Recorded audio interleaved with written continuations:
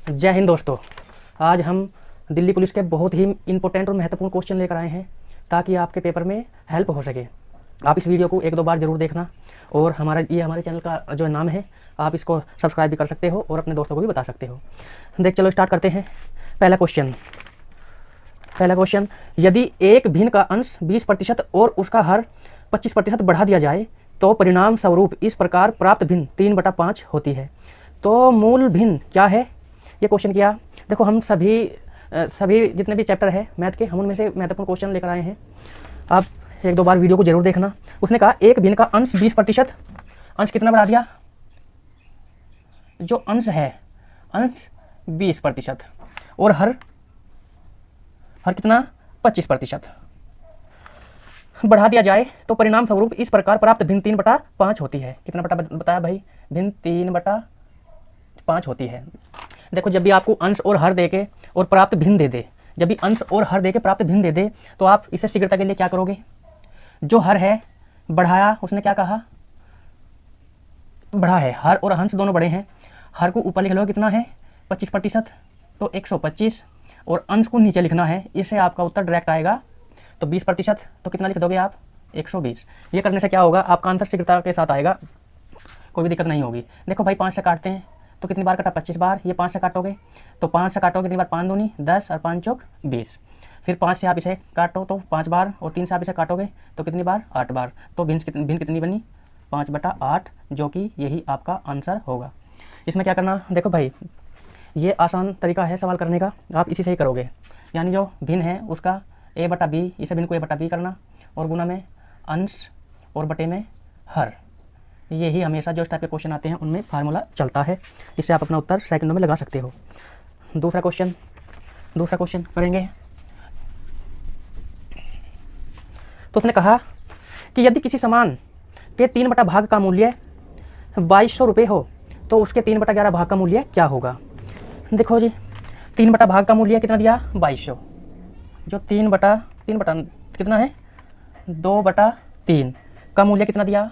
का मूल्य दे दिया 2200 रुपये है, तो उसके 3/11 भाग का मूल्य क्या होगा? देखो भाई, इस जो 2/3 है इसका मान कितना दिया? 2200 रुपये। मतलब कहने का ये है कि कुल भाग कितना था अपने पास? 3 में से 2, जो ये 2 है, 2 का मान कितना दिया? 2200 रुपये है। तो मैं कुल का मान निकाल लूंगा कि कुल मान था कितना, तो कुल रुपये कितने थे। तो ये 3 कहाँ जाएगा?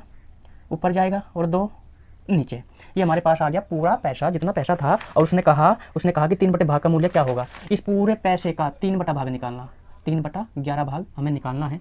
तो देखो भाई, 11 दूनी 22 से 22 कदम हो जाएगा, 3 तिया 9 करेंगे तो 2 शून्य है। कितना मान आ जाएगा? 900। कितना मान आ जाएगा? 900। आप इसे शीघ्रता के साथ भी कर सकते हो।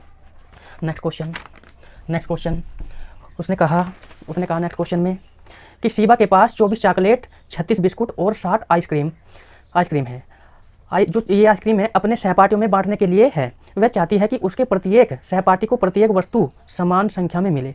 सहपाठियों की अधिकतम संख्या क्या है जिसमें वह एक भी चीज़ बचाए बिना पूरी तरह से काट सकती है? तो देखो भाई, आपको पता, कोई लड़की है शिवा, उसके पास 24 चॉकलेट है। चॉकलेट कितनी है? चॉकलेट 24 है, शॉर्ट में लिखेंगे, सी भी लिख सकते हो आप पेपर के अंदर। और बिस्कुट कितने हैं? बिस्कुट 36 बिस्कुट है। और आइसक्रीम कितनी है? जो आइसक्रीम है वो कितनी है? आइसक्रीम उसके पास है 60।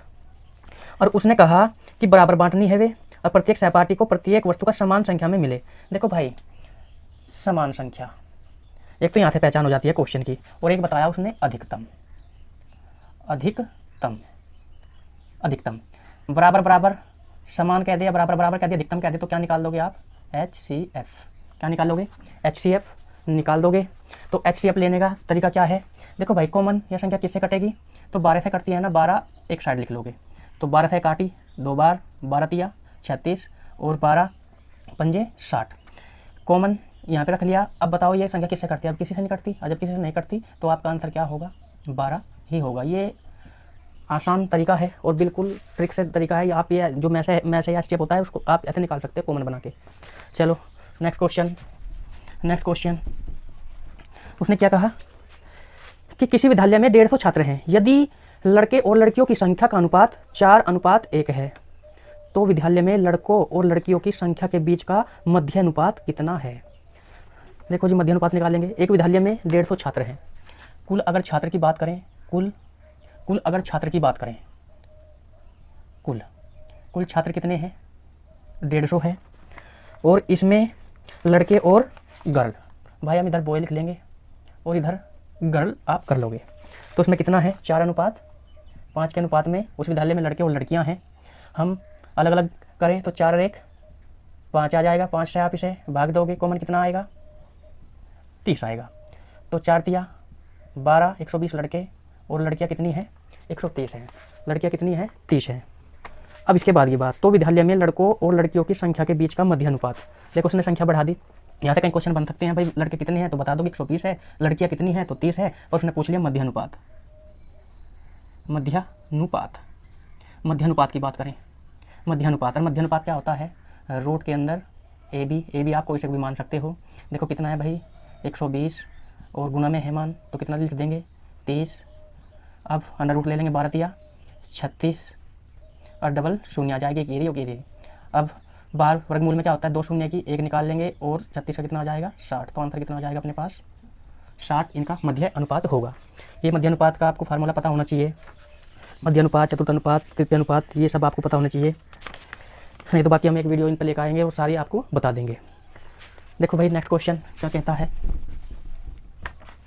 उसने कहा पिता एवं पुत्र की वर्तमान आयु एक साथ मिलाकर, भाई पिता और पुत्र की वर्तमान आयु एक साथ मिलाकर 40 वर्ष होती है। अच्छा जी, 5 वर्ष पूर्व पिता की आयु पुत्र की आयु की 11 गुना थी। 5 वर्ष बाद पुत्र की आयु क्या होगी? देखो भाई आयु के सवाल में आप क्या करोगे? देखो एक पिता है यानी हमने फादर कर लिया, और एक सन है। वर्तमान आयु एक साथ मिलाकर 40 वर्ष है, जो उनकी वर्तमान है। वर्तमान को हम दर्शाएंगे, चलो वर्तमान वैसे तो मैं पेपर में इसे वी करता हूँ बस। वर्तमान आयु कितनी है? 40 वर्ष है। अगर हम वर्तमान लिखेंगे तो टाइम जाएगा, सीधा वी लिख दोगे आप, तो वी से वर्तमान आपकी समझदारी है। 40 वर्ष है। इसने बताया 5 वर्ष पूर्व पिता की आयु पुत्र की आयु से 11 गुना थी। भाई पिता तो हमेशा बड़ा रहेगा, और 11 गुना बताया, 11 × 1 कर लोगे आप। और ये कब का है?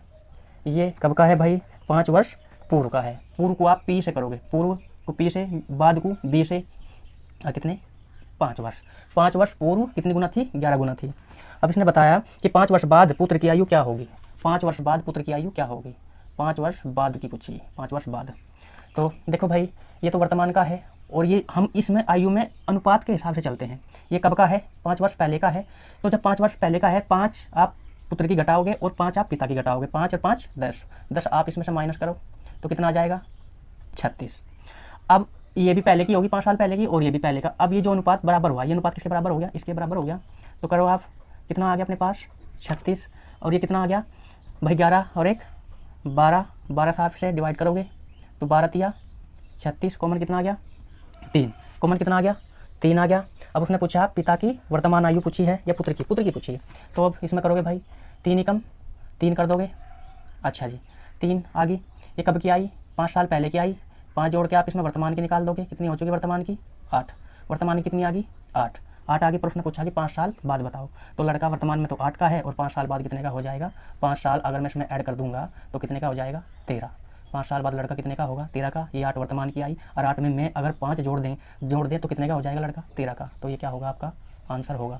आयु के जितने टॉपिक हैं सारे हम शॉर्ट ट्रिक से कराते भी हैं, ठीक है। इस पर भी हमने स्पेशल वीडियो बना रखी है, वो भी आप देख सकते हो, बिल्कुल स्पेशल है आयु के लिए, ठीक है भाई। अब नेक्स्ट क्वेश्चन